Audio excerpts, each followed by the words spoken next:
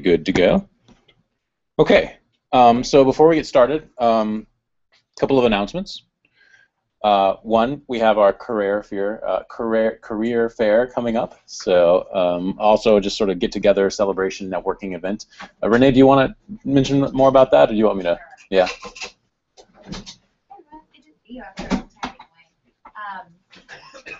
So Bill's right. We have our career fair and networking hour to welcome you all into the world of tech startups. You know, this of you already are pretty well connected. But this really is a meeting where from 6 to 7 you guys are going to have weeks of access to networking with CEOs and founders of companies for the study, and then from 7 to 8:30, other people will be coming in to learn about the opportunities. But it's a really great chance for you all to sort of like your out party, if you will, but also to connect and kind of build on the foundation you've set here with your peers. If you can register, right now I don't think that all of the students have registered to attend, and if it doesn't look like we're going to have the full group there for the 6 to 7 hour, we'll just open that up to people. But that's why it's important to register right now. And what day is that? August 7th, Thursday. So that is next week, if you can believe it. We are on our second to last week of the curriculum. Is it at? The 404. So you guys know what the 404 is? We've talked about some of the events that have been there. Yeah. Yep. So from 6 to 8 at the 404 on Thursday.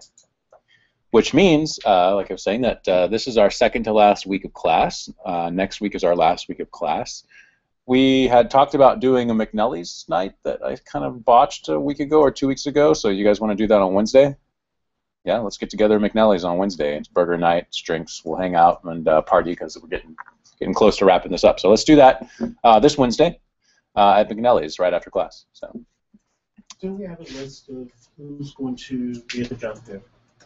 Yeah, that's going out this week actually, but I can let you know. Okay. We got like 10 or 11 or 12 or something, right? 13 even. So Greg, the gentleman that you guys met a couple of weeks ago, helped Renee set that up, and he's doing a really great job of getting people involved. So there's going to be a bunch of some companies there. Hopefully we'll have a bunch of you guys there as well, and then bring in some other people, and it'll be sort of a hangout get together. So should be cool. I'll definitely be there, and I'll definitely be there on Wednesday as well for McNelly's. Yeah. Oh, when can we bring it? Sweet. Yeah, do it. All right. Awesome. What time Wednesday? Wednesday for McNelly's will just be after class. Right. But the career fair is on Thursday of next week. Yeah. So the invitation is 7 8:30. Right, because only you guys know about this. Oh, Ah. And So. just one more time, what was the difference? The 6 to 7 is with It's the companies? just your student. It's just the people remotely coders. Yeah, just us and the companies. Yeah, just us and the during the 6, yeah. Right. So for everybody listening on the internet, don't show up at 6 o'clock. They can only show up at 7. Come to our class next time.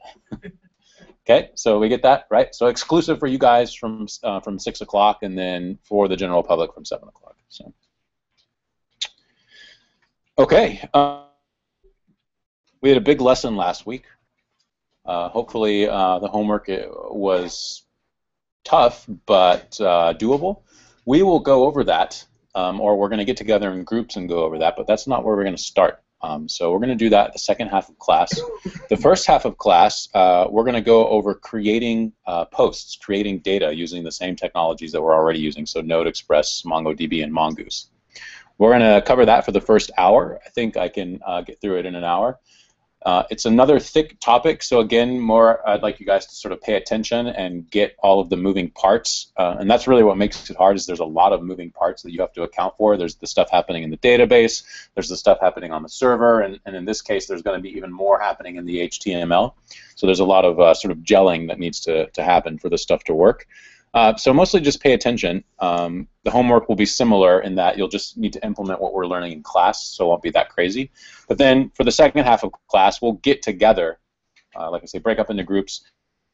They're on going through what we did in the homework, and then on any new material as well as anything else that we want to talk about. We'll do another one of those kinds of sessions. So, and I think we should have enough time for it. So, But what will make that possible is allowing me to kind of move through the lesson material without folks trying to catch up with typing and stuff. So, as always, the material is available on GitHub. Node creating data class. I just fixed a bunch of grammatical mistakes in there, so it's been updated a little bit. But it's this first one on the OK Coders page, and we're looking at this creating data.md file, and specifically learning again how to create posts today.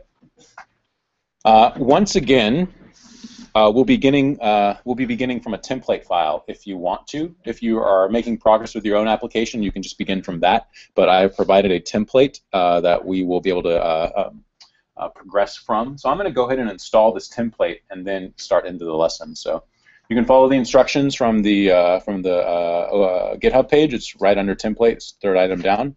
And literally, you can just copy and paste this stuff, and you'll get that into a terminal. So I've CD'd into an empty folder terminal, and again, I'm not in an existing Express application or in a directory with a Git repository. We want to make sure we don't make that mistake.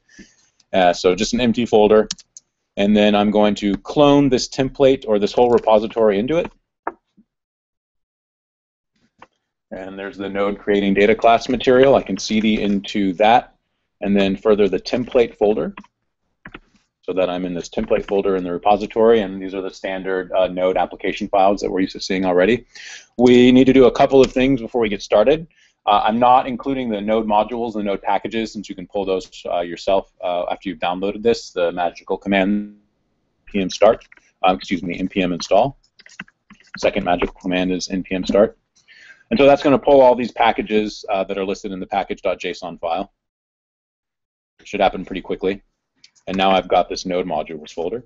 I also need to prepare my database. Yeah. So if you're on Windows, you should already have that DB path thing in your root home directory or wherever it goes, following the previous instructions. If you're on a Mac or Linux computer, you should make a DB directory inside of the project. So now I've got this DB folder right there. And then I'm going to start MongoDB using that directory, right? And I'm actually going to do that in another terminal tab. So I'm going to copy the folder that I'm in, or the directory that I'm in, switch to another terminal, CD into that, and start up MongoDB. So it's kind of running, in another terminal, won't occupy my main terminal. On a PC, you just start up MongoD.exe, whenever it was installed by the Mongo installer. So again, MongoD --db path for the argument, and I just give it that DB directory that I just created in this folder. And I should get a whole bunch of, oh my god. But that's great. That's exactly what we want. I am now ready to start interacting with this application and this database. So if I do an npm start, I should see, yes, that I have a Mongoose connection established, right? I'm actually going to put some dummy data there in just a second so that we have something to work with. But really, it's just where we ended from last week's assignment. So if you've done the homework, you'll already have all of this stuff ready. But if not, the template can serve as sort of an example of what that should look like. Okay, so before I start into that, let's go do a little bit of an overview of what we're going to talk about today, and then get into it. So, in the previous chapter, we saw how to access data that was already in the database. So we know that we can start up MongoDB with the server, that MongoD command. We can log into it with a client, Mongo, we can use a GUI-based client, and then we can create some dummy data in there. So we can manually insert posts into our blog database, right? And then we've seen from Node how to access that information using this Mongoose package, which gives us easy connection to the Mongo database. We've seen how to get the lists of posts and show that whole list of posts. We've seen how to get an individual post. And we've even seen how to get an individual post and render it inside of an edit form. Yeah. And so that's the R part of CRUD, of the create, retrieve, update, and delete that we want to be able to do to our data. We know about retrieving. We don't know about anything else yet, so we don't know how to create new data except for manually through the client, which the Mongo client, which is not very pleasant and is pretty debilitating for the users of our blog. We don't know how to update data, and we don't know how to delete data. And so this week we're going to tackle creating, updating, and deleting data. We're going to finish out this CRUD part. We're breaking this section into two lessons. So today we're just going to talk about creating data. There's certainly enough material there to cover. And then on Wednesday we're going to talk about updating and deleting data, which are much smaller topics. We will also go over security considerations that come with developing a web application. So we don't want people to just put random stuff in our database. And we also want some control over who is accessing the database. And then Maiwo is going to talk for 30 minutes. He's not actually here just yet, but he's going to talk for 30 minutes on Wednesday about those tools that he mentioned, things that make it easier to do node development. So that'll be pretty cool too. So, modifying data on a server is a pretty complex topic. So if I list the things off that I mentioned that we've got to know about, all these moving parts, we've got to deal with forms. That means we're dealing with form fields. We've got to encode the form fields into HTTP requests, so into the bodies of HTTP requests. We're dealing with methods and actions on the forms, connecting those to routes. It turns out that we have multiple routes. What's going to happen is that creating data is going to be a two-step process. We're going to need to render that new post form, and then we're actually going to need to submit that post. And so if you remember from that resources page, we have a GET request for posts new that renders a form. And then the user would fill in the form, submit it, and that will issue another request to posts. It'll be a post request to posts, which is slightly confusing, but we're talking about the HTTP action, the verb on one hand, and then the URL on the other hand. And then that route will actually be responsible for taking in that form data and sticking it in the database, right? Creating a new post from it. But coordinating those two, especially the form and what the server expects from the form, is a little bit of extra work. So we want to make sure that we get that right. There's just some things that we need to make sure line up there. That in itself is not too bad. Yeah? We're going to learn about something that is slightly more complex today, but I think is important for good web application development, called flash messages. This is something that every single one of you has seen on web pages. It's when you perform an operation in a web application, say like Twitter or Google Plus or Facebook or whatever. GitHub, I think, does it. And it lets you know that the operation worked or failed. You'll see like a little message at the top of the screen that says, you just logged in successfully, or you're now logged out, or you just created a new blog post, or whatever. Or we couldn't create your post, you're missing this required field. That is known as a flash message. It will appear one time immediately after you submit that form, and then disappears after that. So it's just a single one-time message to let you know that what you've done either succeeded or failed. It's an important part of user feedback, and it's sort of become a standard practice in web applications. You need to let the user know what happened, basically, because it's actually very hard to tell otherwise. Turns out that something as simple as a little message at the top of the screen that says, hey, that worked, is really hard to implement.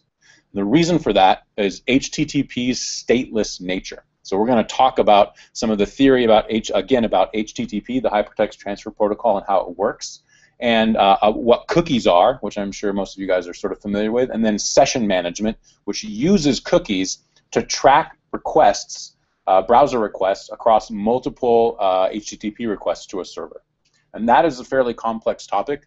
But is an important part of letting users know what's going on when they're dealing with data in your application. And so that will occupy the second half of this lecture.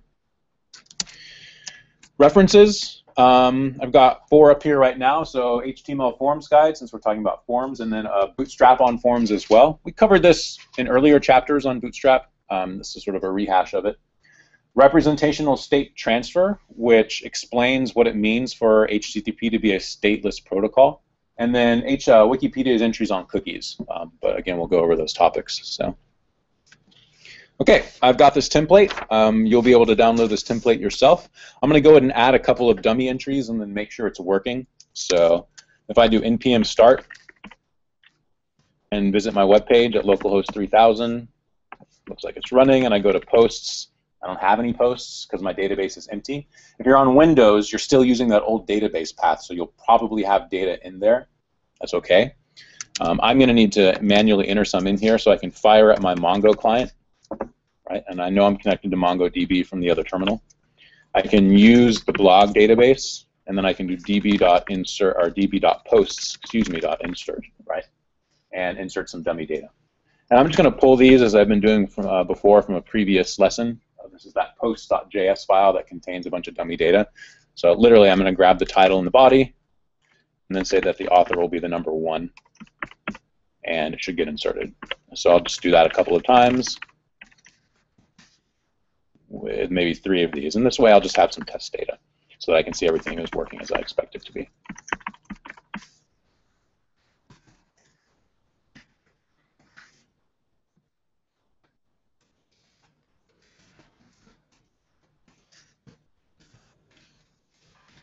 confirm that I have those. Great. And now, without even needing to restart my server, except for that my server is no longer running, and now refresh this page, and those posts show up, right? So seems pretty magical, but we already know that we just have a connection to the database in our application, and as soon as we add data, it's going to pull that data from it.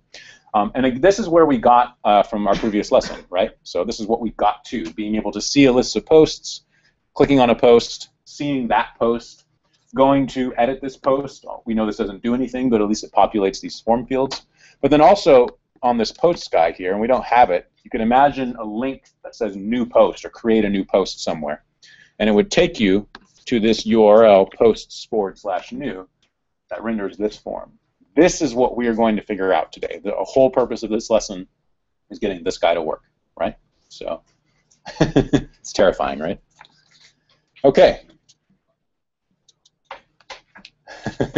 So. I was more bothered about the noise this was making. Oh no, go ahead. You want us to take a break for you, Maiwo? Is that what? Right? This could be a commercial in here. So. Okay. So real quick on HTML forms. This is in my, and I've already opened this up in Sublime. It's in my views, posts, new. And we can see that I'm rendering this form right in here where I've got this template code.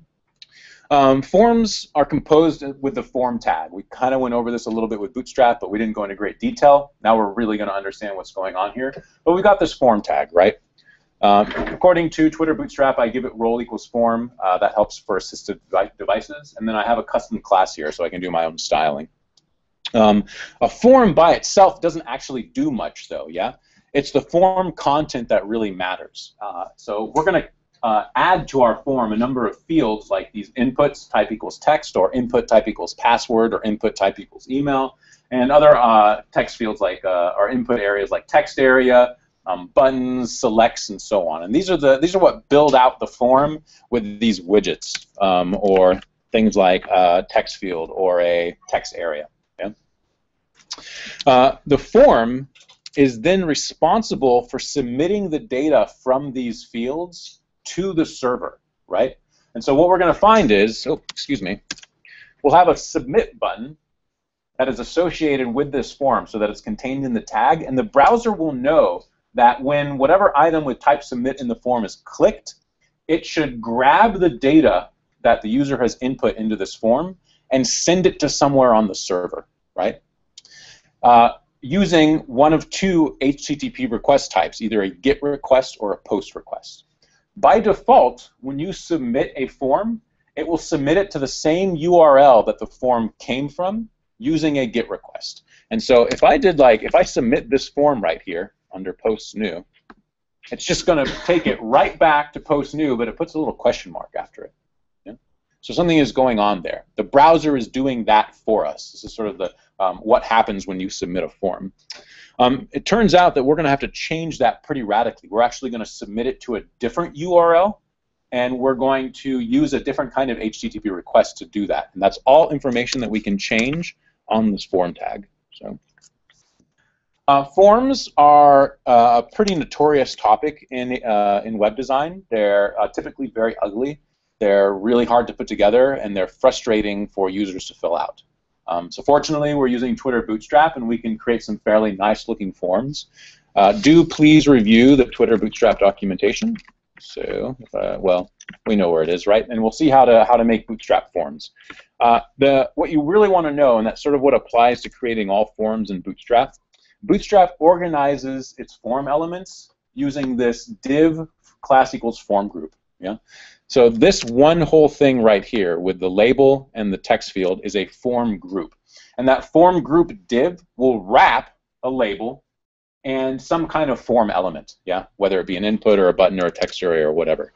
And that is how sort of Twitter Bootstrap sets up all of its forms. Yeah, you're always going to use that hierarchy, and then depending on the additional classes that you give it, you can make it a completely horizontal line so that the title and the field are on the same line, or it can be that the title is here and the field is here, and so on. But this basic pattern of form group, label, form input type is common in Bootstrap. So, Okay. So, like I said, creating a form is a two-step process. First, the user is going to request posts.new, fill in this information, hit the submit button, and then this is going to send that form data to another URL. If we look at our routes, so I'm in routes posts.js, you can see this get new is what's rendering that form, and we know that that's posts new, right? And then you'll see that we also have this router that posts to, well, really posts, that will be responsible for creating the post. And so there's going to be two things that happen. Get the form from here, submit it to here. That's what we have to set up, right? Rendering the form is going to be pretty straightforward. Creating the form or creating the data from the form is what's going to take a little more effort, right? But before we get started, let's make a few changes, or before we get started to this guy, let's make a few changes to rendering this new form. It actually works as is right now, so I can just render it. That's fine. That's all we need to do. But it's very common when you're rendering a new form for like a new item or a new model type or a new document, new piece of data in your database, to populate that form with a new empty model object. So right now I'm just rendering a blank form. What I really want to do is create a new post. Don't save it to the database. Just create it and let this form render that post. Okay? So I'm going to create a new blank piece of data and then use the form to render it. This is going to be really similar to the edit request, where I'm rendering, where I'm grabbing a post and then I'm rendering that post, right? I'm going to do the same thing with the new request, but it's not going to be a post that's in the database yet. I'm not even going to save it to the database. I'm just going to make it. We do that with a statement like var post equals new post. Now that new keyword is not something that we talked a lot about when we were learning JavaScript the first time. Very briefly, we saw, and I'm just going to open up the node REPL in here so we can see this. When I create a new array, usually I create it as an array literal, so 2 square brackets, right? Or when I create a new JavaScript object, usually I create it using the squirrely braces, and that gives me a new JavaScript object, right? But I can also use this new keyword, and I can say, give me a new array, excuse me, and then it's a function, so I actually call it. Now in JavaScript you don't actually have to, but let's get in the practice of doing that. And that's going to give me the exact same result. This right here is the same thing as just typing an array literal. I get back what you might think of as an instance of an array, and it's an empty array. It's not quite technically correct because JavaScript is a strange prototype language, but it's close enough for our purposes. Similarly, I can create a new object like that, right? And I'm going to get back a new empty object, and it accomplishes the exact same thing. There's no difference between these statements here. Well, when I'm dealing with custom data types, specifically something like our post model that we created using Mongoose, if I want to create a new instance of a post, I must use that new keyword. So that's what I'm doing. In my route, I say, give me a new post and assign it to the post variable. So nothing too crazy, right? And then I'm going to pass that to my view when I render it. So now the post is available on the post property, which is just going to show up as post in my view. That shouldn't be anything strange. That's what we were covering last week, yeah? Which means that in my view, so in this new.ejs, I can reference, using that strange EJS syntax, post dot whatever. So it has a title, it has a body, and so on. Yeah. What I'm going to do is insert those two values, the post.title for a new completely blank empty post, and the post.body into this form. Yeah. And we're going to see why in a second. We're going to see why that makes sense rather than just rendering an empty form, even though right now post.title and post.body are empty. Yeah. So we know that this is EJS for inserting the post.title somewhere. We know that this is embedded JavaScript for inserting the post.body somewhere. Where do these go? For a input field, this guy right here, we set its value attribute. So every input field has a value attribute that's actually on the tag. This is a self-contained tag. Value equals something in quotes. What's it going to be? Post.title. And normally it color codes that a little bit differently. I'm not sure why I did it that time. That's valid EJS, right, Milo? Yeah. Okay, we'll see what happens there. Maybe if I do that. No, shouldn't make a difference. Okay, and then post.body is going to go in our text area. It's going to be a little bit different. Our text area is not a self-contained tag. It is, it's a normal tag. We have an opening and closing tag here. And so I can place my post.body in between that. And whatever is in the post.body will be rendered in the text area. And here, whatever is in the post.title will be rendered for the value. This is exactly the same as our edit.ejs form. Yeah, that's exactly what I'm doing. Value equals post.title, post.body in the text area. Exact same thing, right? We're just doing that for the new post when the new post doesn't have a title or a body set yet. And again, we're going to see why we do that in a second. So making that change, creating a new post, sending it to my new post view, and then inserting that data in there. I'm going to save that, restart my server, and view this new post thing here. So now I get this stuff. I get undefined and I get a space with undefined. And why is that space happening there? Because of this extra stuff here. So let's fix that. That should seem strange, yeah? It seems like we went backwards. Before I had placeholders, now I have undefined. That undefined is coming from accessing a value on post that hasn't been created yet. Post.title isn't anything, right? Post.body isn't anything. So why in the world would we do this? Why would we like seem to step backwards here? Whoa. Oh, did I just unplug it?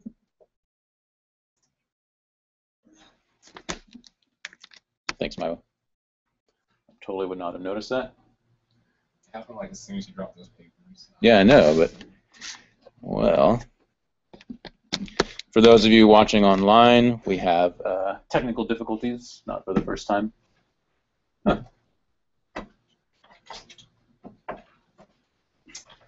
I'll try restarting the TV here.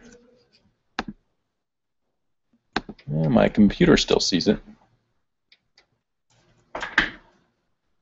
There's another cable, so yeah, it's right in. It's in there like conference room. You'll see the other TV to the left, the first one on the left, and then there'll be another cable.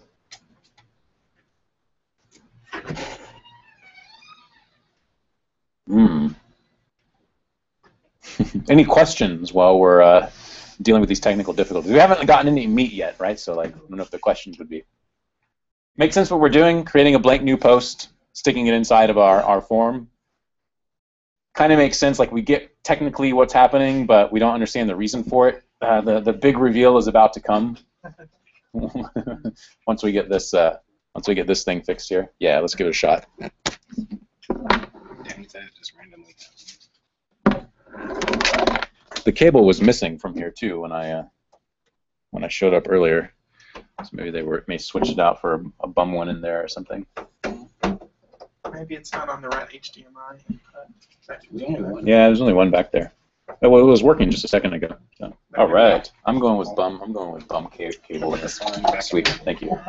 Okay, so seeming to move back, seeming to take a step backwards. Why are we doing this? There are at least two reasons why we would want to render an empty new post. One is reusability. So we've seen that our new.ejs file and our edit.ejs file are essentially exactly the same. So we could have set it up so that something called a view helper, or a view partial, rather, is like a piece of HTML that is its own distinct component and handles one bit of information, which we can then include in other HTML files. So like I could create a form or a new post form bit of HTML that only contains this code right here, so this bit right here, and then import that HTML or that EJS into my new and edit EJS files. So I don't have to duplicate my effort, right? I only really have to make the code for this form once. That way if I change it later on, I only have to change it in one place. Okay? Unfortunately, EJS, this embedded JavaScript, does not allow us to do that. Other templating languages do, and you will see that as a very common practice. Like abstract out some common set of your HTML and then use view partials to render it. Another example of this is like if you have a navigation bar that's the same on every single web page, why in the world am I typing it out every single time for every single one of my JavaScript or my view files? Really, I want this in one place somewhere, and then I want to include it in all of my HTML. So I'm treating my HTML almost more like programming a little bit, right? EJS doesn't let us do that, unfortunately, but again, it's a very common practice. So the other excellent reason for doing this is that it turns out that with Mongoose, we can specify default values for new objects. So when I create a new post, when I do this guy right here, it might be that every time I do that, I want to automatically set my post body to lorem ipsum, or I want to automatically set my post title to untitled, or anything. You can imagine more practical reasons for wanting to do that. Automatically setting a category when you create a new comment, or automatically setting the approved field on a comment to false so that the administrator has a chance to review it before anybody is able to see it. Well, I can do that with Mongoose. And if I do that with Mongoose, and my new post is always going to have that default value, I don't want to also duplicate that effort and make sure that I render that default value in the form. I want to let my form just do whatever the model already has on it, right? And so we're going to show you an example of this in a second and make this a little more concrete. I'm going to show you how to do that first. So right now I know that my form is rendering post.title and post.body. Both of those are undefined. If I go to my post model object, and so this is in my models post.js, we've seen where we define this Mongoose schema, right? And so far what we know is that a Mongoose schema is composed of the property that is associated with that property in the database for that particular document, right? A post in our blogs database has a title and a body and an author. Our schema is defining those things for us. We can define a more complex schema. We don't just have to say, I want this title to be of type string and body to be of type string. I can say, I want the title to be of type string. I want its default value to be this, something. I want you to automatically trim any empty spaces off the front and the end of it, and I want you to require it.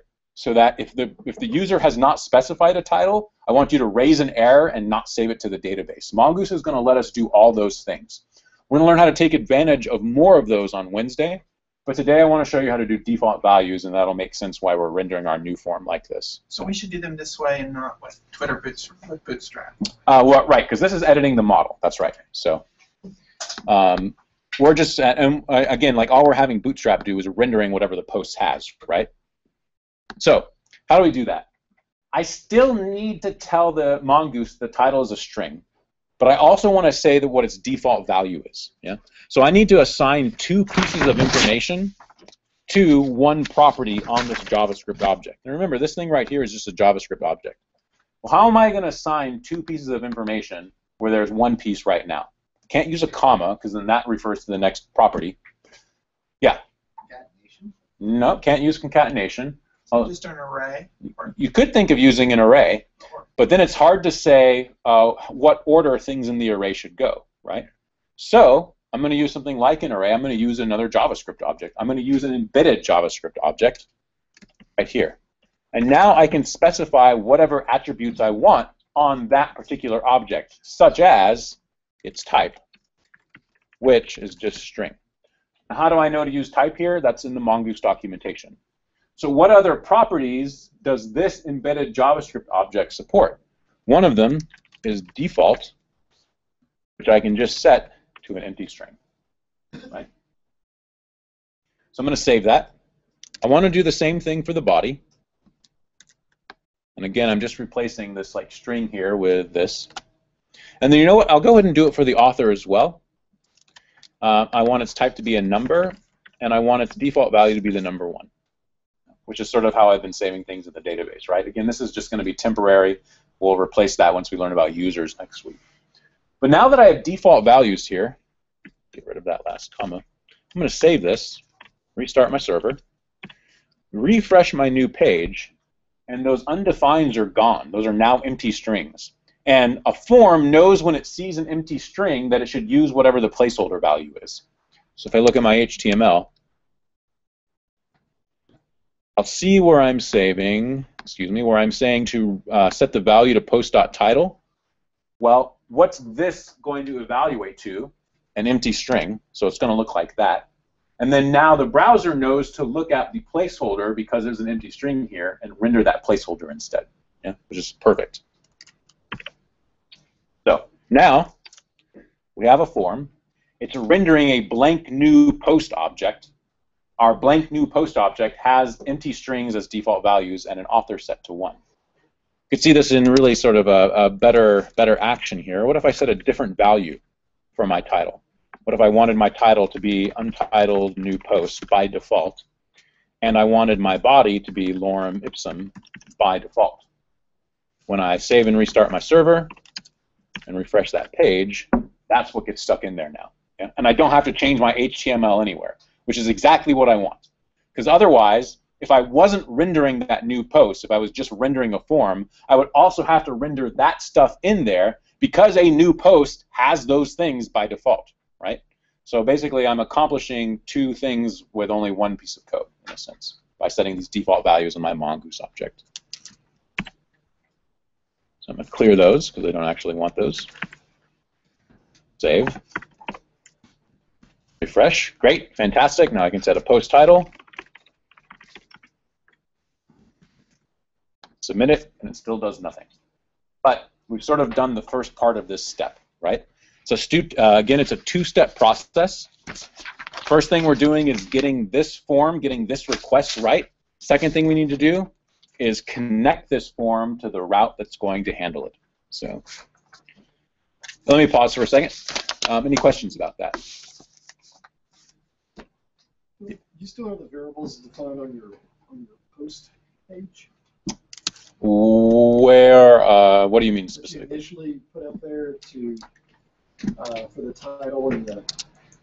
So like this stuff? So where are you asking? In my HTML? Yeah. Okay. So what are we looking for? No, not in the HTML. It was in the post.js. Didn't you define like two variables there? These guys right here? Begin with? No. No, maybe in the router. Yeah. So right here. Yeah. Illusion. Sorry. Yeah, I'm not quite sure where you're referring to. What's the effect that you're wanting to understand? No, I thought you defined the defaults for that title and author to begin with. Right. But I did not. So. Nope. So I mean, initially they had no default values, and that's why it was rendering undefined. Yeah. And so then when I set this to some kind of default value, it's now going to render that empty string, right? And I had stuck in here like new untitled post as a test, but then I got rid of it. So it's sort of close. Maybe. Anything else? Clear conceptually what's happening? Make a new post. It uses default values. We render those default values in that new post form, right? And this is nice because now, even though we don't see it, that author is set to 1, and that's going to come through. So we'll see how that works in just a second. Okay, so next part. I know that when I create a post, I've got this 2 steps. 1, render the form. 2nd, handle the result of the form. Right now, my form has no idea that it should be sending a post request to the post's URL.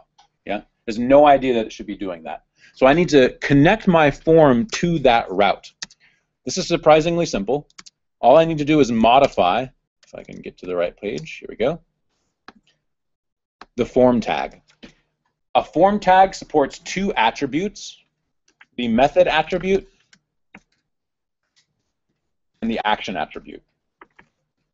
These tell the browser what URL or what HTTP the form HTTP request the form should make when I press the submit button. Okay? What I want to do, according to the routes that I have specified in my router, is send a post request to the post's URL, right? And so my method that's talking about the HTTP verb, is going to be post. Alternately, you could do it in capital letters, but post just works fine. And my action is just going to be the URL that I want to send this request to, and so it kind of cuts off here. But it's just posts, right? So I'm posting to posts. Which sounds a little confusing because we're dealing with a blogging application. We have posts, but recall one of these is a URL, and it should actually be plural. And then the other one is the verb, like get, post, put, or delete, that we've sort of gone over before.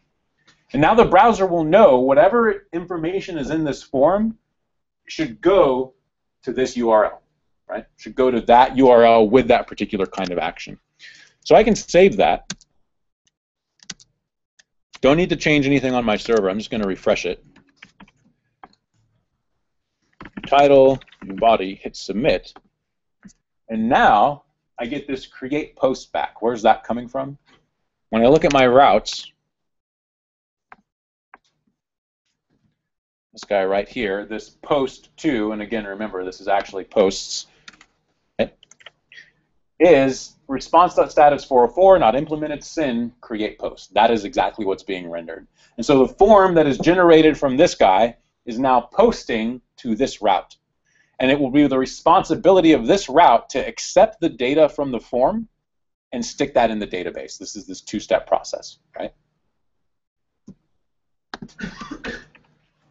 Now we need to modify this guy. And now here's where the real meat of it is, okay? First of all, let's make sure that we're getting data from the form, right? The data is going to show up in the HTTP body, right? And so if you recall from the HTTP protocol, when we talked about this earlier, an HTTP request is composed of two items, headers and a body. So you can think of an HTTP request as headers, which contain information about the request, and body, which is the content of the request. The HTTP response is organized the same way, right? And so normally we think of the body in terms of the response. I make a request to a server, get index.html. The server replies back saying, OK, status OK, here's some other cache control information, language, so on. And then the body contains the HTML itself. And the browser knows to grab that from the request or the response's body and render it in the page. But we can use the body whenever we're sending a request to the server as well. It's not just the server that uses the body. The browser can use the body too.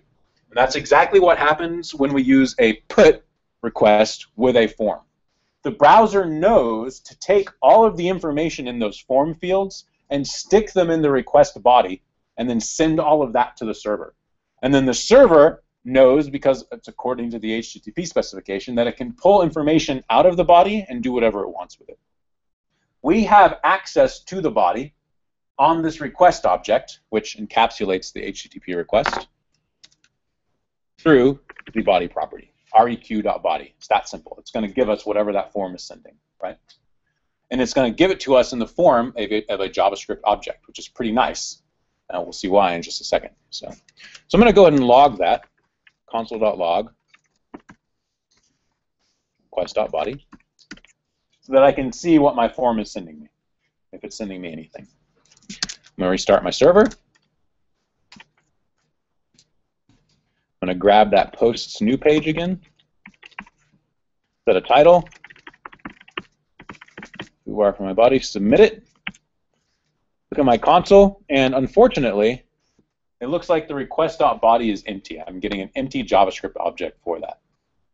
But we do know that that route is being hit, and I can log what it thinks it should be there to the console. Why are we getting an empty body? When we look at our form HTML, the form does not know how it should encode the values that a user has input on that form, or rather to say the browser does not know how it encodes, how it should encode. So the body is going to be a collection of key value pairs, or name of something equals some value. And it's going to be a collection of these, yeah? The browser knows what to name those values, like the title and then the body content. The browser knows what to name those values by specifying a name attribute on our form fields. And so if we look at our input field, I've got type, I've got class, I've got ID, I've got placeholder, I've got value, but I do not have a name attribute. The browser needs a name attribute in order to actually post that data and include it in the body request. And so I need to specify a name attribute on each one of my form input fields, or my form fields, input, text area, select, whatever, and I'm going to give it some name. Yeah, I just have to give it some name. I can choose whatever name I want to give it. What name should I choose? I'm going to choose the exact same name that corresponds to the attribute in the database for this kind of document. So what do I call my title in the database? Title. I call it a title. So boom, name equals title. What do I call my body in the database? Call it body, right? Now we're going to see why we want to use the same names as those document properties in just a second. So now that I'm specified the names for these form fields on my form, the browser now knows how to encode whatever information the user inputs. I can save that. I don't even need to restart my server because I'm only changing HTML. I can set a title, for the title, post body, hit submit, and now when I look at my console, see that that has come through. The title is and the body is new post body in this JavaScript object. Yeah. The browser is now actually sending that information to the server from that form when I submit it. We can see this on the server side by logging the request.body to the console. We can also see this on the client side. So I want to show you that real quick. I'm going to go to the posts new page, and I'm going to open up the JavaScript console. So you can't see the menu bar up here, but if I go to View Developer, Source Tools, Developer Tools, and I go to my network here, the network is going to show me all of the HTTP requests and response going back and forth between my browser and the server. Right? We've kind of looked at this before. I'm going to create a new post title and add some body. And then I'm going to submit this thing. I'm going to see a flurry of activity down here. The first thing is that I actually submit to, oh, it didn't show me the submit. Let's try that again. Post title, post body, submit. Now it must be because it's a 404. Oh, that's too bad. I really want to show you this. Maybe it's in here. Oh, there it is. Excuse me. So I'm submitting to posts. I'm getting back a 404 response, but when I make that submit, so I know that my request method is post because I've set that in my form, and I scroll down here a little bit, I can see this form data, and there it is right there. So the title, which was the post title, and the body, which is the post body, or whatever I set those things to, right? This actually looks like title equals post plus title and body equals post plus body inside of this HTTP request. That's the text that's actually being sent to the server. Remember, HTTP is just a bunch of text, right? So if I go back here and do that again with like foo for my title and bar for my body and then submit it, click on this guy. There it is right there. Title is foo, body is bar, and it looks like that, this thing right here. That is literally what is being sent to my server. My server code, in my route handler, when I say request.body, knows to turn this into a JavaScript object. That is title colon foo and body colon bar, like the guy that I'm logging to my console right here. Right? How does the server know to do that? How do I get a JavaScript object from this weirdly formatted plain text string? If we look in the app.js file, see that there's this body parser module that's been included. You might have a hint at what that's doing here. When we activate it using this app.use, it's middleware. So, and again, remember, middleware is code that is executed before our own application's code is executed, and it has a chance to modify the HTTP request before it gets to our code. We can see that we use the body parser URL encode and body parser.json. This is middleware. This middleware will actually look at the body in that strange format, like title equals foo and body equals bar, extract that parse it, and turn it into a JavaScript object that it sets on request.body, on req.body, making it easier for us to use, rather than us having to parse it ourselves. This is sort of a great example of middleware. Intercepting that request, extracting data out of it, and putting it into a more usable form for us. So that's exactly what's happening. Heavy duty, any questions? So where we're at, a little bit of reorientation. We're getting the new post form. We're rendering it with an empty post that never gets saved to the database, but we can use default values. We're associating that form with a particular route on the server that will handle the data that we want to send back to it, right? But it's a different URL, and it's a different method as well. Whereas we get posts new, the form actually posts to posts, right? And then our server has a couple of different routes for handling that, namely this guy right here, which can extract the request's body and then do whatever it wants with it. Yeah? Obviously, what are we going to do with this? We just got a request from a client somewhere, from a browser, to create a new post. So that's exactly what we're going to do. We're going to use Mongoose to do that, right? So does that sort of orientation make sense? You see where we're at on this roadmap in our two-step process? Turns out that creating this thing in the database is really easy. So thank God, right? We already know how to create a new object in Mongoose, right? Or in Mongo, rather. I can fire up my Mongo client with Mongo. I can use my blogs DB, or use blog. I can do db.posts.insert, and what do I give it? I give it a JavaScript object that has a title, a body, and an author, right?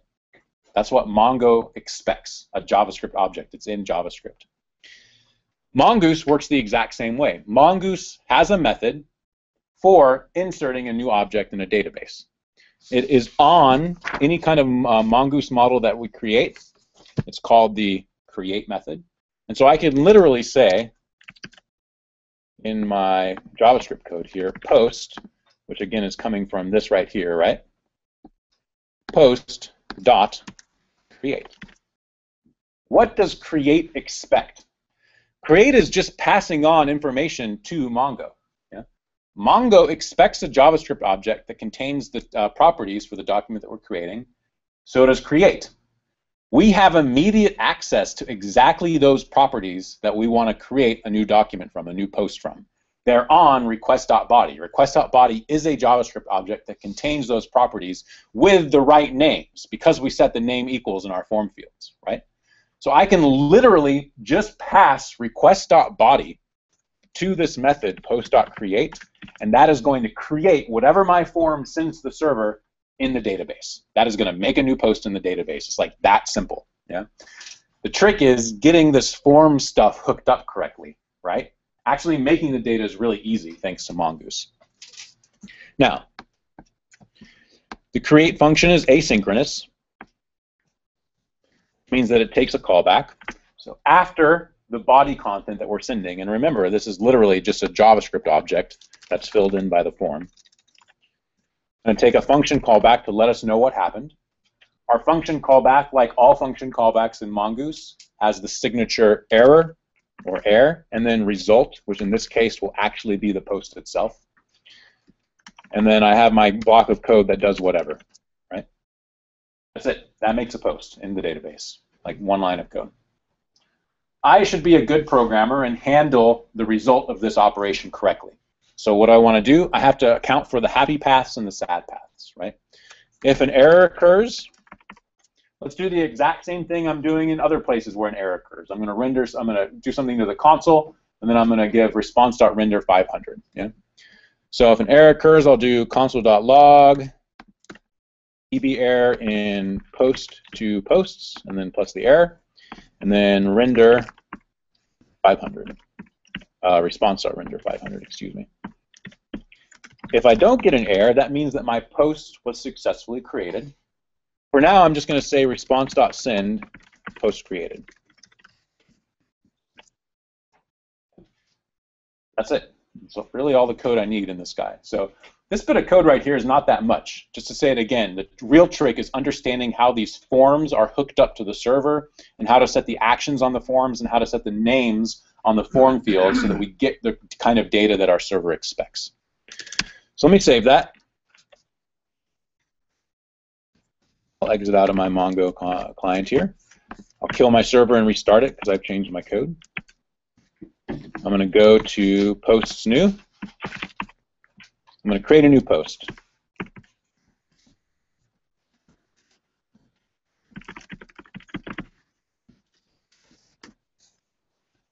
Excited, right? Exclamation mark. I'm going to submit it. And I just get back that message post created. So I didn't get an error, otherwise I would see my error page. I got a post created. And now when I view posts, there it is, created in my database, now living in my database and accessible from the rest of my web application, right?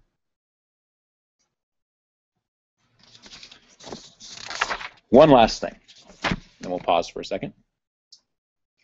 Obviously, I don't just want to show up on a page that says post created with like nothing else on it. Yeah.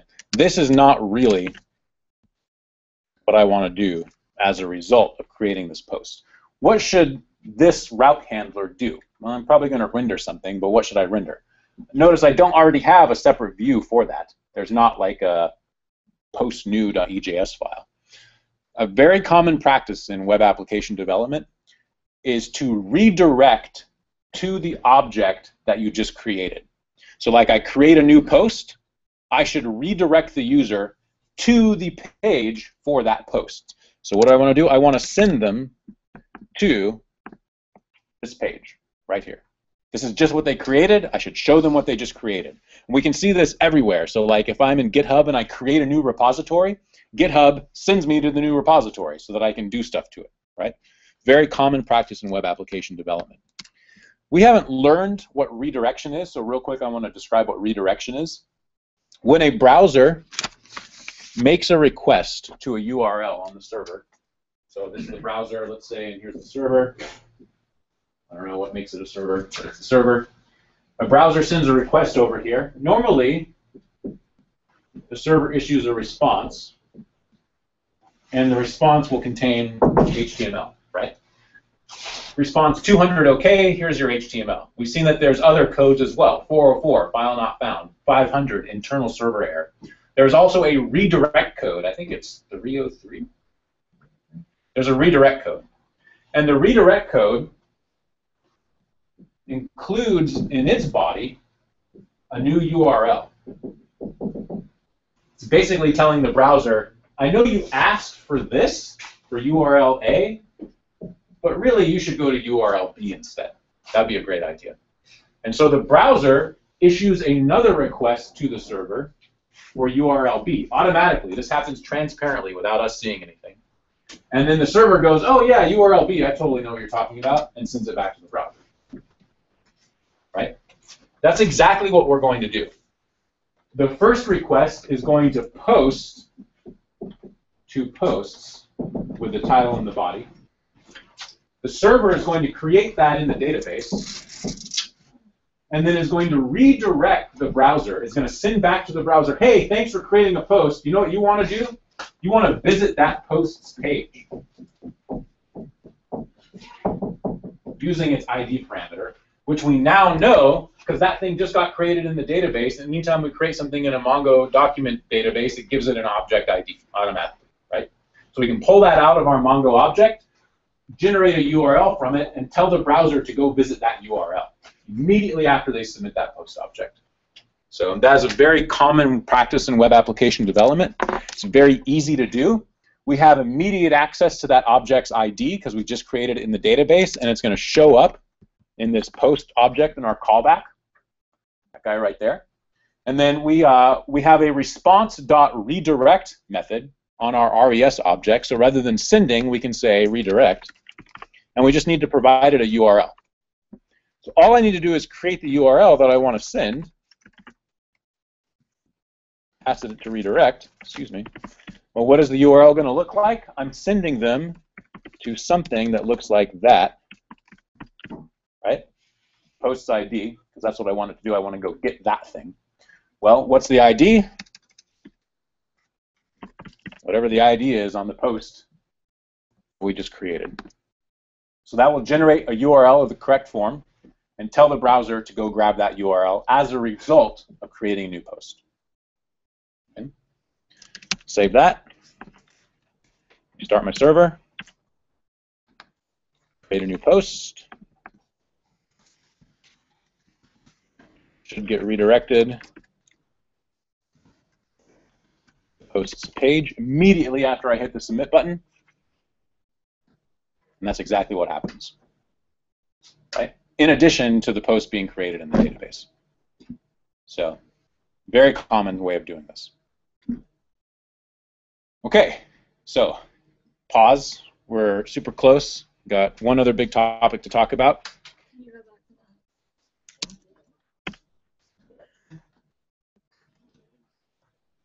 So, creating a new object is a significant process in a web application. There are a lot of steps. What makes this difficult is not that we have to write a lot of code. We don't. We have less than 20 lines of code here. If you're doing this in Ruby on Rails, it's like 3 lines of code. It's ridiculous. What makes this a complex process is that you have a lot of moving parts that you've got to hook up. Yeah? You've got 2 routes on your server. You've got a form. You've got a form submitting to a different route. You have a database connection that you've got to create the database in. And then in the callback from the database, you need to send a redirect back to the browser after they've submitted that form. So what makes this is a conceptual thing. It's a design decision that makes this difficult. The fact that this has been decided it's the best way to do it if you're creating these resourceful routes, these like RESTful, resourceful routes. The HTML and the code is not all that difficult. Understanding how all the pieces fit together, that's a little more difficult. Why is it that way? People decided that was the best way to do it. This is a repeatable pattern. We can do this for comments. We can do this for users. We can do this for blog posts. We can do this for financial transactions. We can do it for anything we want to model. Every single time, we're going to do it this way because it's easy, because it's like standard. Because anybody who comes into our application and looks at like how do you do stuff in your application, you say we do it the way everybody else does it, this way. And everybody will know what you're talking about. Every programmer that's learned about this will know what you're talking about. And if they don't, they'll learn about it, and then they'll see everybody else doing it. So, but I think conceptually, it's a lot to understand. So, yeah. Well, at first glance, I would have thought to have done like another response.render right. in the ID, but is it like a HTTP thing where you have to do the redirect? Or? So the question there, so that's a great point. I could just do response.render and render that post, right? Yeah. So instead of redirecting here, why don't I just do this guy right here? Because ultimately that's what I'm doing. I'm rendering the show page for that posts, right? So I could do that. That is now telling the browser that when they send a request to post, this is what they're going to get back. But that's not really the case. What's really the case is this thing is creating a post. We can do whatever we want after we create the post. And so our web application chooses to show the post itself. It could have done something else. It could have gone back to the posts list. It could have gone back to the home page for the application. The right thing to do is to then tell the browser, hey, here's what you want to do next. Yeah? And so we're kind of isolating the actions from one another. The job of posting to post is not to render a post. The job of postings to post is to create a post in the database. That's all it should do. And then there's like weird issues with caching that HTTP would get confused about if you're telling it that when they do this, this should be the result, and so on. So Maya was looking at me kind of, you want to add to that? Actually, I would have done exactly what Zach said, just because when you tell it to redirect, it's an extra round trip. Right. When you say render, it's just like one round trip. Right. When you say redirect, that's 2. True. And then you always want to optimize for your post to the server. I would disagree and say that the technically correct way to do this is to redirect back to the thing that you want to show, rather than having this post be 2 separate things that are really unrelated to one another. The job of this is not to show a post. The job of this is singly to create a new item in a database. The job of this is to show a post, and we should tell the browser this is what we want to see, even if there's a slight 100 millisecond hit in terms of the request response time. Because it decouples it, or Yeah, it decouples it basically. It's also correct HTTP. So yeah, I would go yeah. But you say it's a couple hundred milliseconds like difference. That's not always true because like if you're like Could be more significant. yeah, it could be huge. Like if you're in Africa, like what is like bothering you?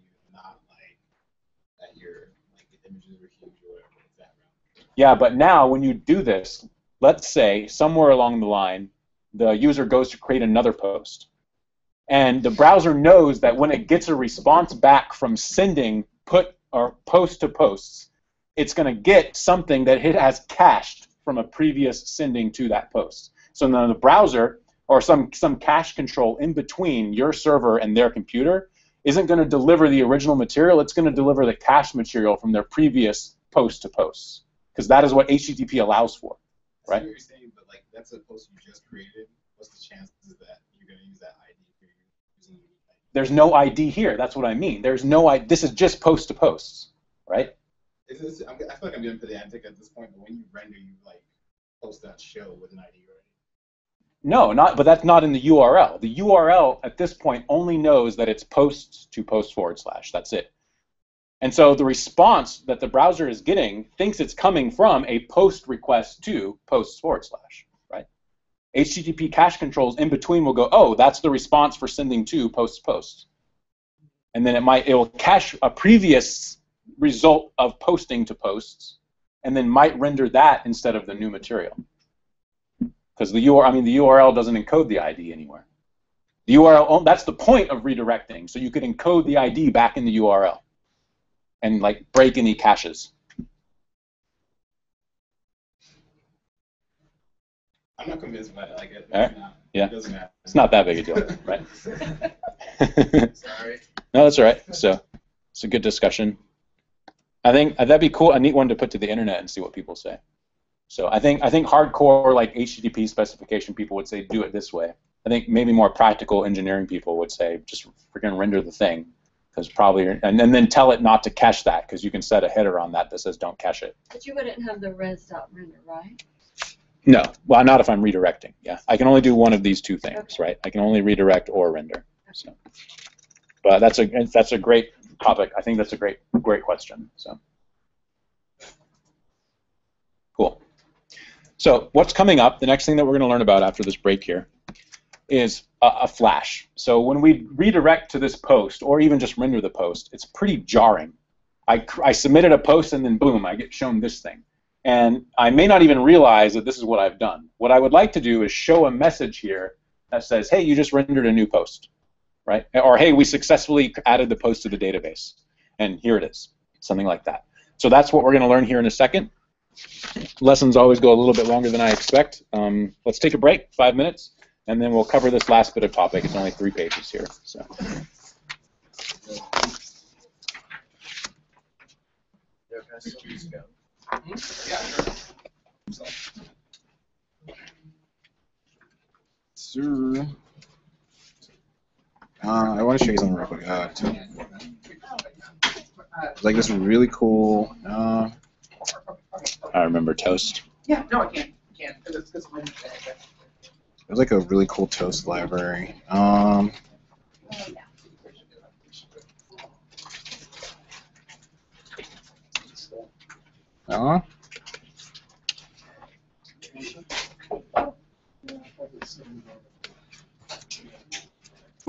Toaster? Yeah, there we go. It's a really cool Toast library, and let's see if they have like an actual site where you can test it. I think they do. Demo. Let's try that. Yeah, so check this out. Oh.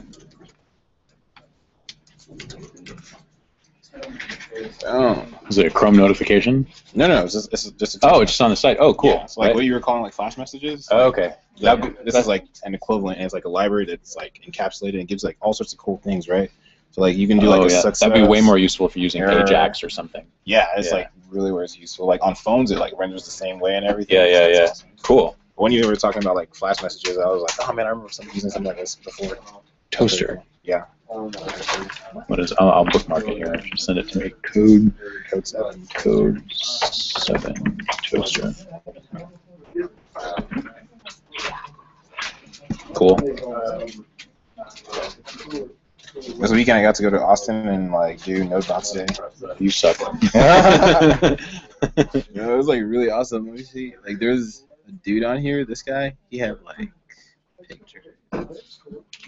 So what are you making? You're like, So, is it like, robots that yeah, are programmed robots. in Node? And Java, yeah, and Node. So like basically like you take like Arduino, Like an Arduino or a Sparks, Pi or something, yeah. yeah, whatever, one of those, and you can actually run like JavaScript on it to like do stuff. So like this guy bought a hexapod, like, he had it like wave and like walk around and do all this cool stuff, and like we got to do it in like the Retail Me Not offices, and their offices are awesome. Like every wall had like some different like place, and it was like decorated to look like it, I guess.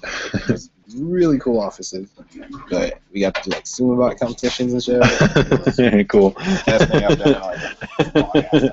That's awesome. Did you drive down there or did you fly? I drove. Yeah? Yeah, because like I waited till the last minute, and then like I looked at plane tickets and like train tickets and everything. It was just terrible. Yeah. Yeah, so I just drove.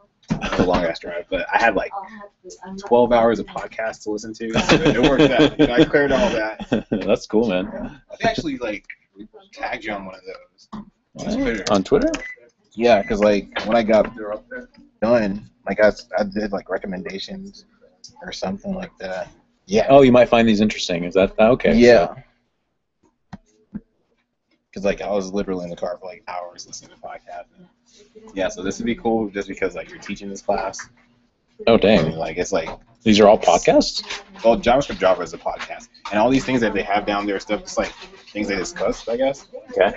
So I mean, the one podcast is like an hour long, but and this is okay. And so this is like the stuff they talk table about. of contents. For right. Yeah. But basically, they talk about what it takes to be like a complete engineer. Yeah. Skills. So like, I thought it'd be like interesting for people here. Dang. So how many of those things? I know, right? I know. Really, what, Fortran? I don't know Fortran or COBOL. No, so they were talking. They were like, okay, so at the end of the conversation, they came to like kind of like the decision that you need to know like a server-side language.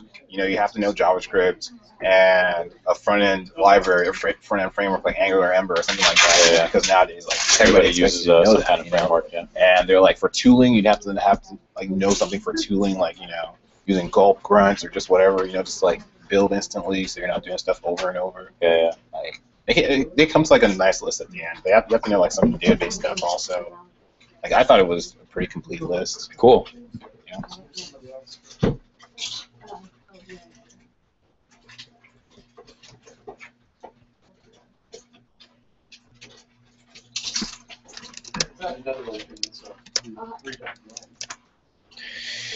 Whew. All right, let's keep going here. Probably got another 20, 25 minutes, which I think will still leave us 15 minutes at the end to chat. Now, what we're going to talk about here is flashes. So showing a message that says, hey, you successfully created an object in the database, or hey, you've just logged in. The trouble that we're going to run to, it wouldn't be a problem if we were doing what Maya suggested, which was just immediately render the page. The trouble that we're going to run into is that HTTP is a stateless protocol. What that means is that no information about what has previously happened in a web browser is available to the server. So when a web browser requests URL A from the server, and then half a second later requests URL B from a server, the server has no idea that that browser just requested URL A. Has no idea. That information, according to the HTTP specification or original specification, cannot be preserved just by default, right? There's no way to do that. You could come up with some kind of convoluted system so that when you render the page, it contains a special identifier in all of the links, and if they click on a link that goes to the server, that link includes like a question mark and a bunch of identifiers, or somehow you'd have to figure out how to encode it into the URL, and it'd be incredibly convoluted. But HTTP itself does not have a way of keeping track of that. A server sees a request and goes, okay, here's a response. A server sees a request, and it's like brand new. It just started over from zero. So a way of thinking about that is that a request is essentially a one-off message to a server from a browser or a client, and then a response is a one-off message back from the server to the client. Yeah, one-off. No further knowledge. This is going to make doing flashes a little bit difficult. So why? At least when we're using a redirect, because it's here that I need to somehow indicate, hey, we just created a new blog post. Yeah, I should only do that when they actually create a new blog post.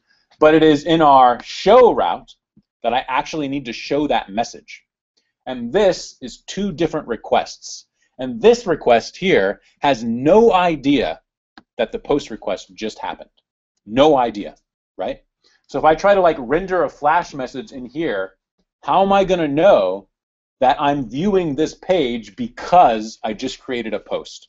There's no way to do that in HTTP until cookies. So what we learn, or what we realize, is that we need some way of tracking a browser from the server, right?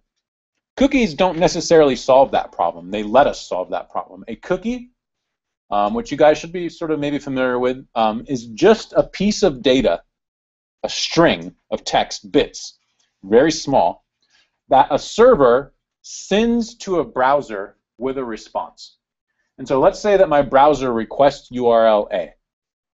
The server responds with HTML, but also sets a cookie. It goes in the header. So it's a piece of metadata. That's just maybe 20 characters of text. The server sends that cookie with the response. The browser sees that little bit of data in the response, and now any request that it makes to that same server again, it will include that cookie with the request, so that the request to URL B now contains that extra bit of data. And the server can go, hey, I recognize that extra bit of data. I sent it when you requested A. You must be the same browser that just requested that URL, right? I mean, actually, a server can do whatever it wants with a cookie. The cookie could actually contain the page that the user just visited. That might be what it says. It could just be the URL that the user just visited. It doesn't matter. The server can set whatever it wants for the cookie, limited to usually, I think, 4 kilobytes of text, if that's correct. And the browser will always send it with every single request, right? What we're going to do, or what we're going to see done for us, rather, is that the browser is going to send a unique identifier back with the response. That unique identifier will be associated with a message on the server, with the flash message, stored in a database, but not really a database. It's just going to be stored in memory. But we know that we're going to have a unique message, that is the cookie, unique key, unique identifier, that is the cookie, and the flash message that is associated with that unique identifier. In my post handler, I can set the flash. The library I use is going to automatically generate the key and associate it with that flash, send that key back as a cookie to the browser in the redirect response. And then when the browser now requests my show route, it's going to include that cookie with it. And I will be able to extract the message associated with that cookie inside of this request. So I'll go, oh, you have a little cookie associated with you. I know that there's a message, just a message in general, associated with that unique identifier. I'm going to make it available to the rest of my application. So a piece of information that is set in one request here will now become available in another request over here. It's pretty impressive. And this like sort of convoluted workaround using cookies and equivalently, or not quite equivalently, but on top of that, sessions, which is tracking information on the server by associating it with a cookie, is necessary because HTTP is a stateless protocol. It does not give us a way to like associate that fact any other way. Yeah. Doing that, setting up a cookie. So like over here, sending a cookie in a header.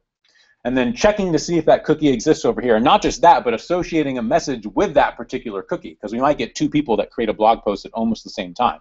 So we can't just assume that one message is for the next request. Setting it or associating it with a message, and then in here checking to see if the cookie exists, and then getting the message for that cookie, and then making that message available to my view so that I can show the message is a lot of convoluted work. Yeah, kind of would have to suck to write the code ourselves. So we are not. we are going to use a couple of node modules that used to be installed by default with Express, but now we need to manually install to handle all of that legwork for us. And then we're going to be able to use one line of code in our post handler. It's going to be request.flash, and we're going to give it a message. And then we're going to use another bit of code in our view to extract that message. And it's all going to happen automatically behind the scenes thanks to these extra node modules that we're going to use. Now, what we're doing here is we're not going to learn really how this is working behind the scenes, but it's a good kind of introduction and ultimately a segue to the lesson that Mr. Waylon Flynn back there is going to give next week about using sessions to track which user is logged in. The exact same technology is going to be used to know who's logged in from a particular browser. Because when they go to that login page, our server can set a cookie and associate it with that user ID. Send the cookie back with that response to the login, and then now anything that that user does from that browser will include that cookie with it, and our server can go get the user ID associated with that cookie. But Waylon's going to talk a lot more about that. It's a complex topic. User management in general is a complex topic, and that's exactly what we're going to do next week. And this is sort of a good preview for that. So, all right, let's get this set up. I need to install 2 node modules, so I'm going to stop my server here. I need to npm install, I'm doing this from the root directory of my application, express session, and then save that. And so I'm just pulling a module, a node module from the library, some cookie stuff in there. And then I need to npm install connect flash and save that. These are both pieces of middleware that manage this whole cookie session flash message stuff for us. So they're going to like do it for us inside of the request before it gets to our code.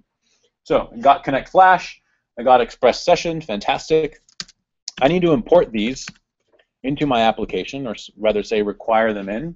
I do that up here with all my other require statements. So I can say, I'll put it after my cookie parser, var, I have it as session equals require express session. I'm just requiring in those modules, var flash, just require connect flash, again just requiring in a module. And then I need to tell my application to use this middleware, right? So we see all these use statements here. This is where we set up use middleware. We need to do it after the cookie parser, because the session requires the cookie and the flash requires the session, right? And the cookie parser is installed by default. So I add a couple of lines here. I'm going to copy and paste these lines from the document because it's quite a bit actually. We're going to discuss just a tiny bit how one of these works, but the first 2 I don't want you to worry about. So this is in this flash section. It's the last section inside of our document. These guys right here. Copy this line. I'm just going to stick it in there. Let's not even talk about it. We're going to learn more about this in our next lesson, or in our lesson on users. But I do want to see what this guy is doing. This is a custom bit of code. So I'm adding my own additional middleware after I tell the application to use the flash middleware. What this guy does is when a request comes into the server, I'm going to ask that request if it has a flash. So this additional flash method is made available by using the flash middleware. And then I'm going to assign whatever this guy has to this response.locals variable. Okay. What is this, response.locals? And this is why I want to talk about this subject here real quick. When we render a view, so if I look in my post.js, and I go response.render post show, post, right?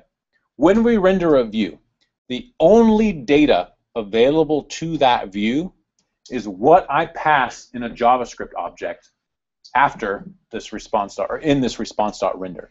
Nothing else is available to that view.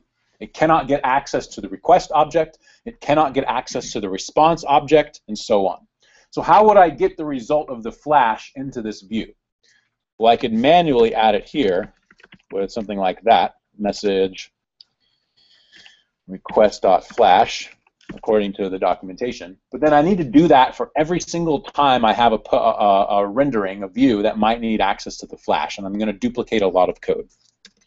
Instead, I'm going to make that flash message available on this thing, response.locals. Response.locals is a JavaScript object that, in addition to anything I send to the view from the response.render method, is available to the view. So response.locals is globally available to every single view anywhere in my application. Node provides that so that we can send additional information to our views from elsewhere in the application. So it's just a utility. It's just a tool that Node, rather Express provides for us. And so with this one line of code in my middleware, I can grab any flash that is associated with a particular request and make it globally available to all my views now. So I don't need to write that code anywhere else, basically. Response.locals lets me do that. And it will be associated with this message variable inside the view. So just like we have a post variable and that has a body and title, we will now have a message variable with something on it.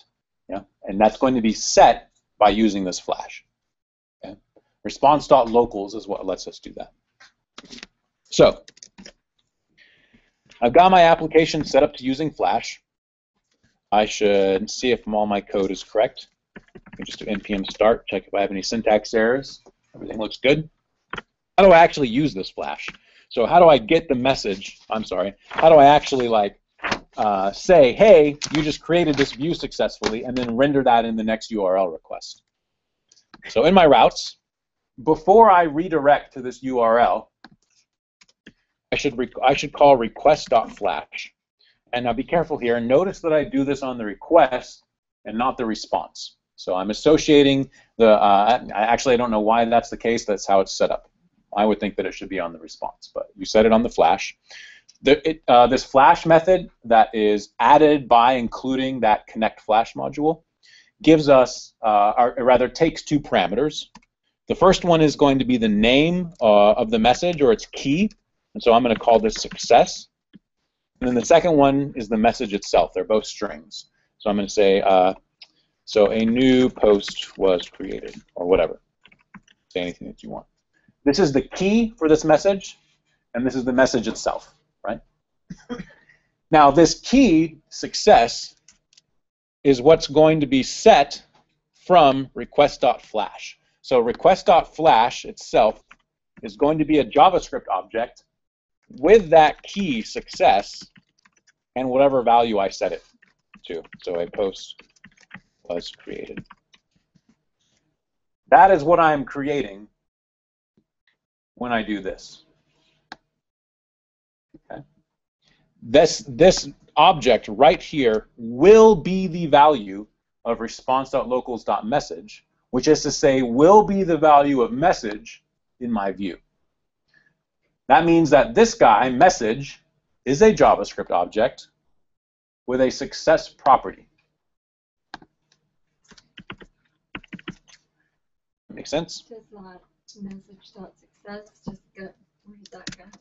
So, well, that's what we're going to do next. So, yep, nope, legitimate question. So, but we want to make sure, like, how in the world that's getting there in the first place, right? Rather convoluted, but totally required. So, okay, so I'm setting my flash.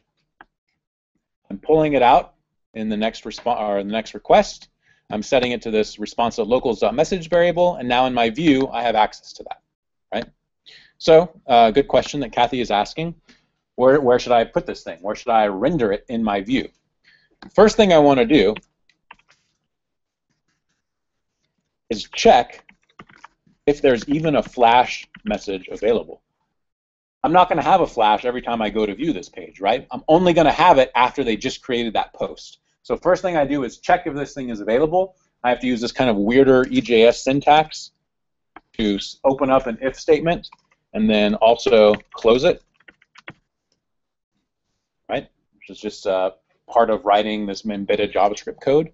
And then now I could just directly insert that flash message right there. That would be legitimate. Instead, what I'm going to do is from good old Twitter Bootstrap. I'm going to use this lovely alert styling in components here to show a message in a little green box that says, hey, I just created an object, right? Makes sense, it's green, it worked. If an error occurred, I could put it in red, or if it was more informative, I can put it in blue. The styling for that, it's right here, div class alert, alert success. That's why I used the success key incidentally. Role equals alert, and then content in the div. So I'm just going to copy that, stick it in my HTML here, and then for the div's content, insert message.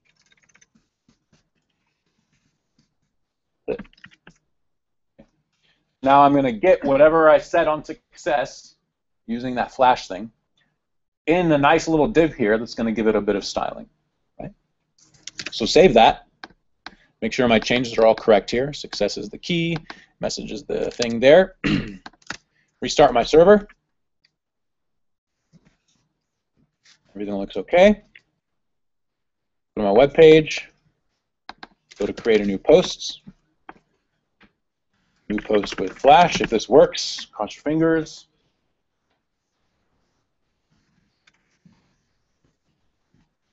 Now when I submit it, oh, I didn't see it. That's so disappointing. Which is bizarre because the first time I did this when I was setting this up, it also didn't work. And then I didn't change anything. I swear I didn't change a single line of code. Tried it again, and it did work. And I had no idea why that was the case. You don't have to restart the server. I did restart the server. You do need to restart the server. Let's make sure it didn't ever get rendered there. Where's the pay? That. Clear out the cache. Yeah, it might be that I need to, and that might have been what I did the last time too. So let's try that. I'm gonna clear everything. This is hard. I'm like, God, this is so frustrating. So if you guys are like, man, this stuff is hard. This is so frustrating. I'm like, this stuff is hard. Why is this stuff so frustrating? This is programming. Seriously though. So let me do that. So I did that. I restart my server. Refresh all my pages. Come on, be good to me. We'll figure out what's wrong. Hopefully I won't flounder up here forever. New post with Flash. Oh, so sad. Oh, here we go. What's this going on? DB error. We should look at our log files, right? Cast error. Cast object ID failed with value new queue at path D. Where did I type that? In URL. Where's that? In Chrome, when you were typing it, you just typed new queue first, but then typed new queue there, and then that happened. Oh, okay, right. So that's not from that. So let's make sure. Let's see. Flash, redirect, a new post was created. Yeah, extract the Flash with that. Strange middleware for doing it that I literally copied and pasted. We can do console.log, request.flash to see if it's ever being set here. So we'll do that. This is debugging in action, right? Yeah. Refresh this guy. I'm going to get a lot of database entries. Let's test, submit. If I have a Flash, looks like I do not. Oh, maybe it's maybe it's not on request. Maybe it is on response, because that would make a lot more sense to me. Let's find out. So how do I solve this problem? Google. Well, look at because you had. Nope, hold on here. So connect Flash. So this is the thing what I'm using, and it says here's how you should do this, right? No, it says do it on request.flash there, and then it should be available on that guy. Let's see, request.flash, success, new post. What do you think? Anybody see what I'm doing wrong here? Let's look. Yeah, it's frustrating. All right, check it out. So since I run through all of this before I actually do the class. So everything that I do, I've already done before. I'm like, oh, let's see what we do to make this thing work. So how do you solve the problem? By already having done it, which is a little maybe not fair. Let's look at my posts. There's that, right? Should be identical to what I got over here. Sure looks identical, right? It's funny, I had the exact same problem and then fixed it by not even knowing what I did. So. Maybe where you're applying the middleware and you're after. Yeah, that would be. So let's look at my app. Here's where I do this stuff right here. So that should all be the same. Just copy that. Am I getting it from the request? Request.flash. It looks like that. Secret, resave true, max age, flash, app.use function, response.locals.message equals request.flash, console.log, shouldn't matter. So that's all the same, right? Okay, so then from the view, comments, views, posts, show. If message.success, insert the message. If, so that should be inside of my new.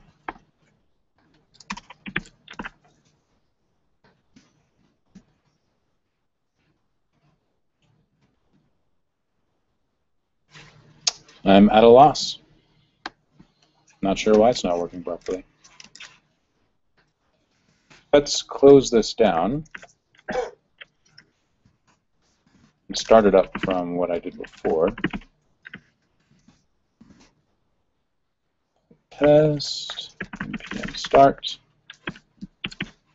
refresh my page. So I'm just loading up the previous version of the application that I had made before class, but it's the exact same stuff in the database. It's new. Do I get a flash? Flash. That's what's supposed to happen. So I've got some bit of code that's incorrect somewhere, which is totally mesmerizing to me because I'm not exactly sure what it is that I changed. I'll look at this and see why it didn't work from following my own instructions. But this is ultimately the idea that we're going for here, right? Like when I create this page or when I post and it redirects me back to this guy, I've saved a message that will show. But then it's a flash, so it's literally like a flash bulb in a camera. It shows once and then will disappear for the next request.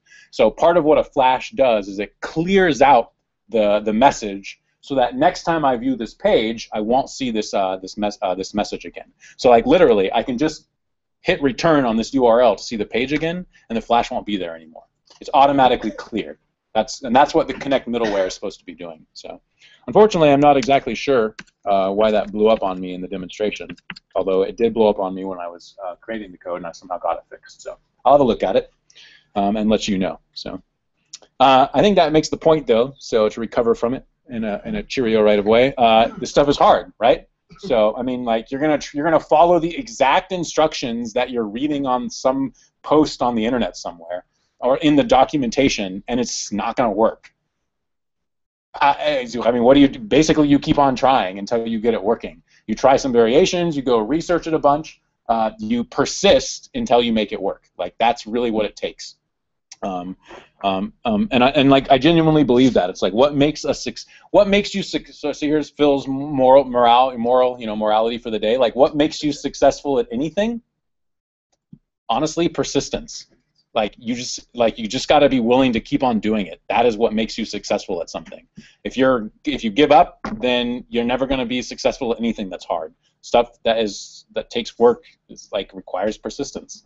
So, I mean, it's almost cliche, but the hacker is staying up until 3 in the morning working on his code or something, right? But that's what that is. At 5 o'clock that afternoon, when he was supposed to get off work, his code wasn't working. And he maybe has a social problem, so he stays up all night until 3 in the morning working on the code instead of hanging out with his buddies. But this is part of it, right? So persistence in all things. Okay. That being said, I'm not going to persist at trying to resolve this problem in front of you guys because that would be embarrassing, and nobody really wants to see me try to embarrass myself. So let me do the summary. No. Everything I do impeccably on first attempt, right? It's the impression that I'm supposed to be giving. I don't know. I mean, that was super nice to see like what you thought of, like to try. Like how would you do it? Yeah. Like going to console log that. I think that's helpful. When I do this at the CCW for the iOS class, we spend a whole lesson on debugging. Like how do you solve? Like I intentionally write code that's broken as part of the lessons and say figure out how to solve this. because that's part of the process. Like this looks like, oh, I just type it up and it works, right? Never. Yeah, you're lucky if you get it right on the first try. So I think in future iterations of this class, it would probably be a really good idea to have a, how do you problem solve? How do you debug this stuff? Like, what's the right process for this? Because there's like, you check the console, you render it in the HTML, you try to figure out where things are happening incorrectly. So, cool. And hopefully you do it without like breaking out into a sweat. So, so summary here, right? So, and then we got about 15 minutes to talk about anything that we want. Interestingly enough, so the very first sentence of my summary is, cookies, sessions, and flashes are a complex topic that apparently don't always work, especially when you try to do it in front of people. We need a way to persist information, so this is what makes it complex, from one browser request to another, that is from creating a new post to viewing it after a redirect, and we need a way to make that message available to the view so that it can render it in HTML when only data from the render function itself is normally available to the view. And so by combining this express session middleware, the connect flash middleware, and then custom code to make the flash available on the response.locals object, which didn't quite exactly work, but when it does, that makes the flash message available from a previous request to the next request inside of the view, and then we can render it. So that's the idea of what's supposed to be happening there. And that's a difficult topic. So we will revisit cookies and sessions. Waylon just left, but that is what we will be talking about next week. So we are going to get to users. We're going to figure out how to model users. We're going to figure out how to handle login and log out, and how to know that a user is creating a post, basically so that you can check to see if they're an administrator and should be allowed to create a post. You'll be able to conditionally make that link available based on whether they're an administrator, and then even if they manage to bypass the link and send a post request directly to that post path, you'll still be able to check whether it's an administrator that's logged in. And if it is, allow them to create the document. But if it isn't, send back an error saying, hey, you're not an administrator, please log in, right? That's what we're going to learn about next week. So, and we'll have Waylon to talk a little bit about that. So, but on Wednesday, we'll wrap this stuff up with updates and deletes. I'll figure out what went wrong in my example. And Maiwo is going to talk about tools. So that'll be sweet. You can stop listening to me for at least half an hour. So, but he can be up here as long as he wants. You want to do the whole lesson? Sure, why not? All right. Update and delete. You're already on top of it, right?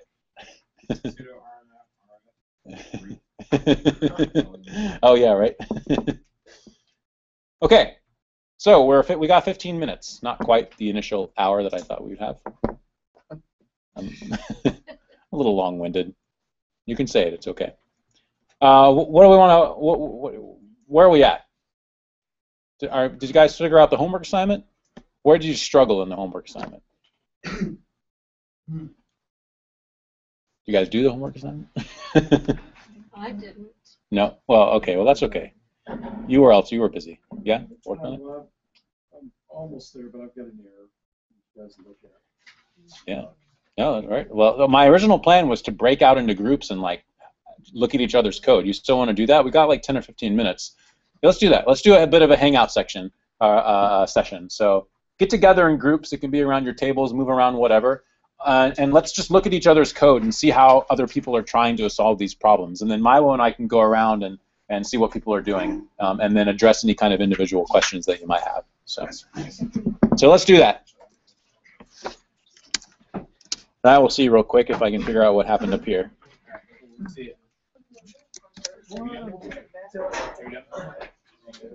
Yeah.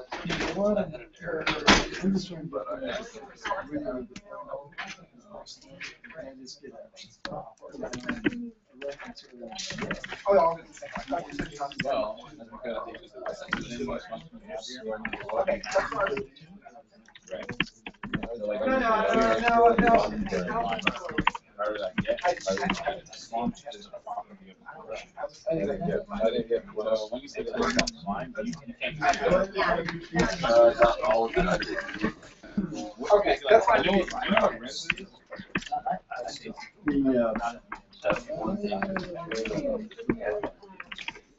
So You can move it here. You can move it out. you're defining a new path, right? And then basically this callback. I was looking at your instructions was, I think you said put it in the show instead of the new. Okay, You put it right. in the show, it works. Did I have it in the new? Oh my gosh. All right, high five. That's a ridiculously easy solution. Thank you, good catch.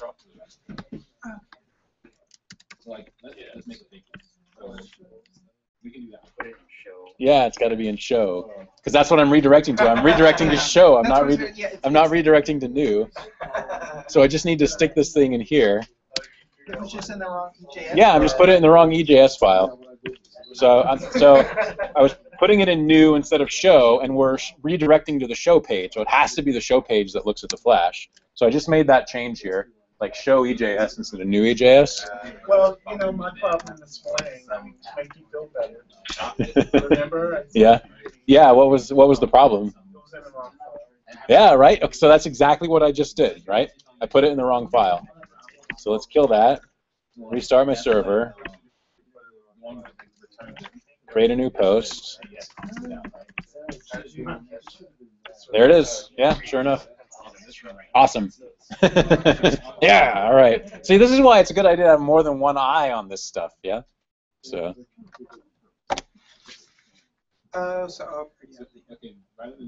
It's hard.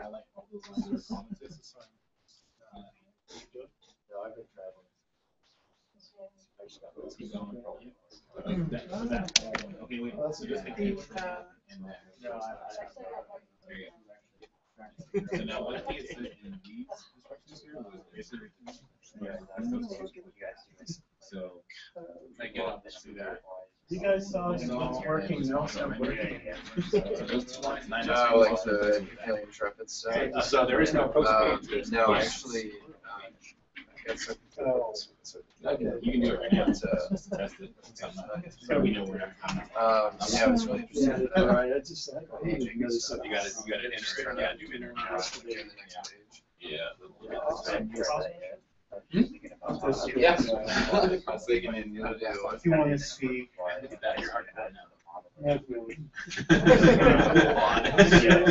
Yeah, that's the one You can even do like a count, right?